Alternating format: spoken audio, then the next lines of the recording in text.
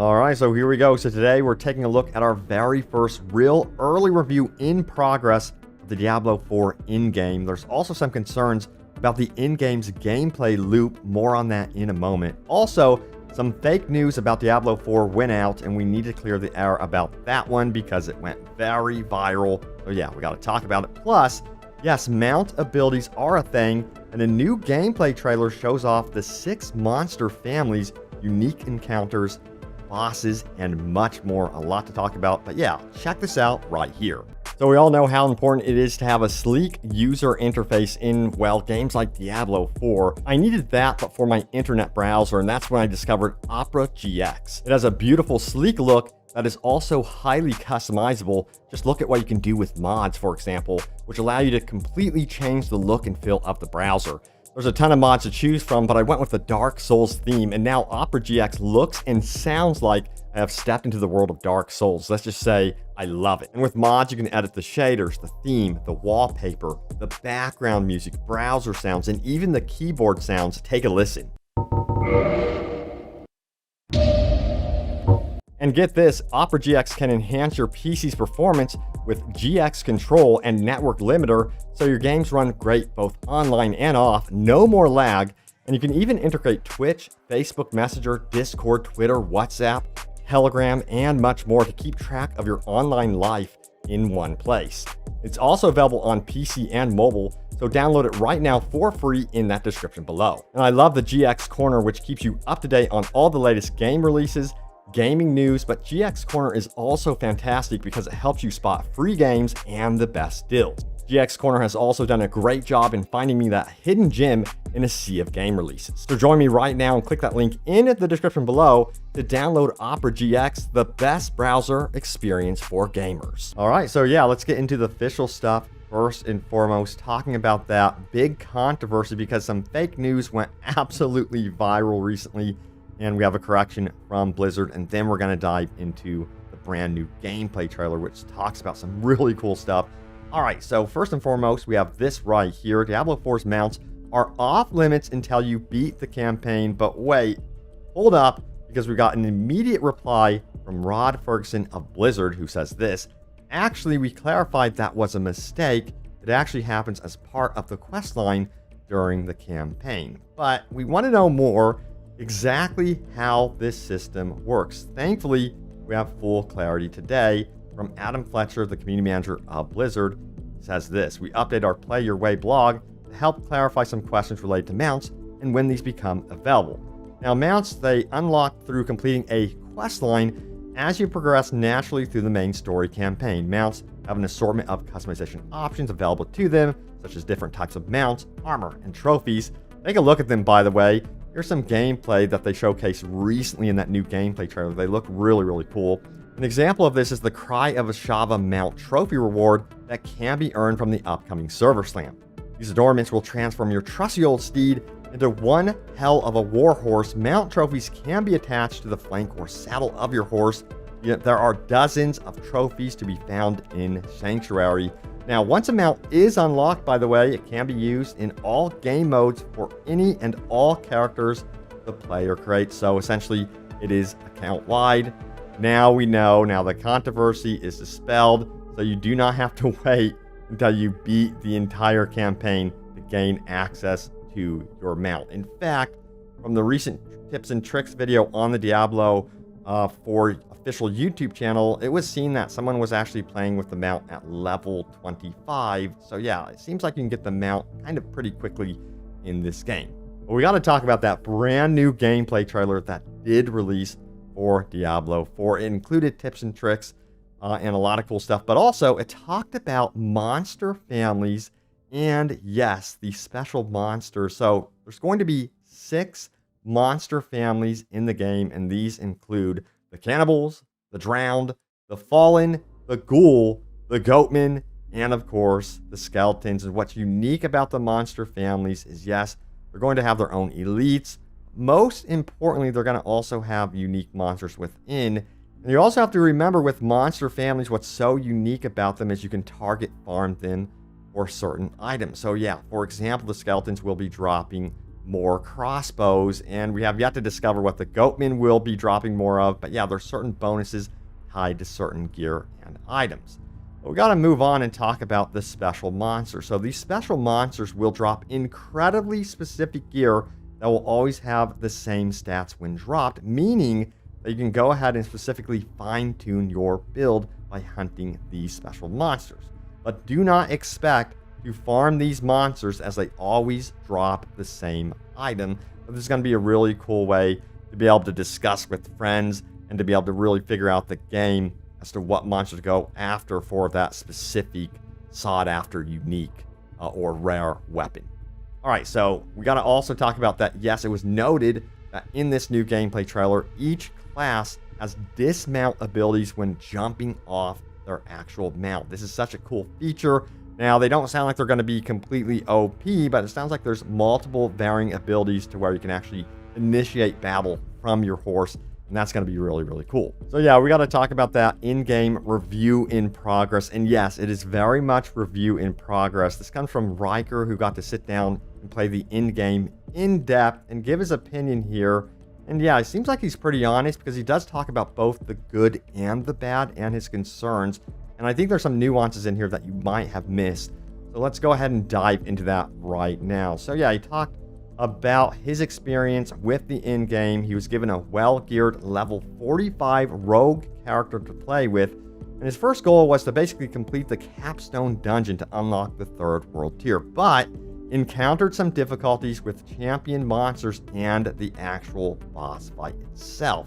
He had to adjust his build and craft fully upgraded gear to increase damage output, and eventually overcame the challenge. Now, Riker did conclude that the in-game is both a gear and skill check, and that players should expect a significant challenge when unlocking Nightmare difficulty. He stresses the importance of being at the correct level to tackle the dungeons and adapting builds to survive one-shot mechanics. So yes, that is definitely going to be a concern with the going into the in-game, is being aware about the one-shot mechanics. Now, respecs are also available in the in-game, and players do generate gold rapidly enough to afford it even at level 75, but he did warn that he was only really able to respec the entire Paragon board, not his entire character from scratch. That's a different beast, so I'm assuming that is a lot more expensive in the in-game. And in the in-game, it seems like it's going to be more about the Paragon board, and respecing your character from scratch might be the area that is a little bit concerning and expensive, I would assume. Now, Riker also talks about the importance of speccing into survivability in the in-game. One-shots are common if you're not prepared for them, and it's a skill check that you only have split seconds to react to. He advises hardcore players, by the way, to try softcore first to get to know what they're up against. Additionally, leveling up your glyphs will be a core part of increasing your character's power and improving your Paragon tree. Now, the glyphs become more powerful once they're leveled up, and it's important to find the right glyphs for your specific build. The glyphs are inserted, of course, into the Paragon board into a meaningful slot, which affects like a wide area of the Paragon board itself. Now, also, we got to talk about the Nightmare and Capstone dungeons, as well as Helltide, which is where players can target farm specific item drops and obtain important crafting materials. Now, the baseline sigils are easy enough to run, but players can also unlock higher Nightmare sigils to make the dungeons as challenging as they want. Now, while Nightmare dungeons are things that players don't have to be slamming their heads against, the most challenging aspect were the capstone dungeons. One concern Riker did bring up is that only 30 of the regular dungeons will become Nightmare dungeons in each season, which could result in complaints if players can't do all 115 or however many are in the game as Nightmare dungeons. Now, Helltide is pretty challenging in itself and includes different random events that spawn, including distinct roaming boss monsters that can be encountered. And also remember that you might be running into the Butcher in Helltide. I'm curious to see if he's like an upgraded version of the Butcher, but yes, those type of encounters can definitely happen in Helltide events. Now, of course, he talked about how you will be farming Helltides or Senders for rewards, And the spawn rate of Hell Tides is 1 hour on and 1 hour off, meaning that players must plan their gameplay accordingly. However, Riker did express concern about limiting players' agency and the potential for tedious and complicated schedule-based in-game loops. So this is where it's kind of the concern. Now, there were some concerns about actually finding really good items for his build in the in-game of Diablo 4. He explained that the odds of getting a legendary that was good for his build were considered low, and he had to find a base item that was an upgrade along with a legendary essence to extract and put onto it, or find items that are altogether really strong. However, he does note that this may not be the case for most people as they progress through different difficulty tiers, where gear upgrades will become easier. Additionally, he talks about the Paragon boards and how they completely changed his view on them, since each class gets 7 to 8 boards that are themed around the central legendary power, which he finds more powerful than legendary fixes. So it seems like he's kind of happier with the Paragon boards now that he went hands-on with them. Now, one issue with the Paragon board is that you cannot apparently plan ahead for it, as there is no planner built into the game. It's the same with the Paragon board powers. You can only see them if you're at a gate node that will connect to a new Paragon board, making it more challenging to plan. So this is where it's kind of strange with the Paragon board. Of course, I'm sure there's going to be many different online resources that will alleviate this, so I don't think it's going to be a big problem for most of you in the future. Furthermore, Riker did go on to confirm his favorite and least favorite character builds from the in-game, and this is where it gets very interesting. He says his favorite was the permanent werewolf stormcaster druid build, I kid you not, followed by the berserking barbarian and lightning sorcerer. That gets me excited to hear that the barbarian is clear up there on his rank list. That is so cool to hear. Now, the necromancer came in as his least favorite, though, due to the difficulty of having a pet build with haphazard minions that cannot be targeted. Now, while minions did die regularly due to nerfs made to minion survivability, he still found himself generating enough corpses to replenish the army. Despite having preferred targetable minions, he felt that he had enough to do with active abilities and Blood Lance during combat. Now, I do want to say something about that. It would be cool if you can actually specifically target certain elites or monsters that you really need to handle just by having some sort of command prompt so you can actually command your army. I think that this needs to be fine-tuned in the future and would bring a lot more meaning behind your minions. I think it would be cool. I know it's kind of a nuanced feature, but it does make a lot of sense that they would add something like that into the game. But yeah, there's his assessment of the in-game. Overall, some concerns still linger so far about the in-game. My biggest concern with the in-game is definitely being able to go in and kind of respec your entire build if you absolutely need to. That seems to be a little bit of a concern. Also, when it comes to actually finding legendary items, unique items, and considering that they are so rare, well, I think some people might actually complain about that, considering how amazing the drops were during the beta. And I'm curious to see, again, how you all will be reacting to the server slam, given that the drop rate is going to be reflecting of what we're going to be expecting with the full version of the game. Again, everything is going to be super rare. Anything that we actually are seeking in terms of legendaries, uniques, and that sort of thing, don't expect to be dropping at your feet every 5 seconds like in the beta. All right, so now it's time to go over your top comments. Remember to leave a comment down below. It could end up right here in a future video.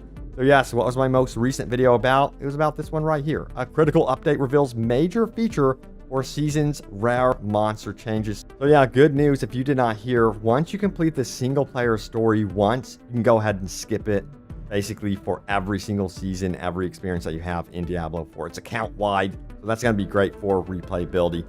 Now, let's see what you guys had to say about that. Now, Dagan goes on to say this: the Monk and Witch Doctor are their most unique classes, and they make for amazing expansion pieces. As long as the Monk has 7-sided strike, it's gonna be amazing. Dude, if they add the Monk in, I'm gonna be celebrating.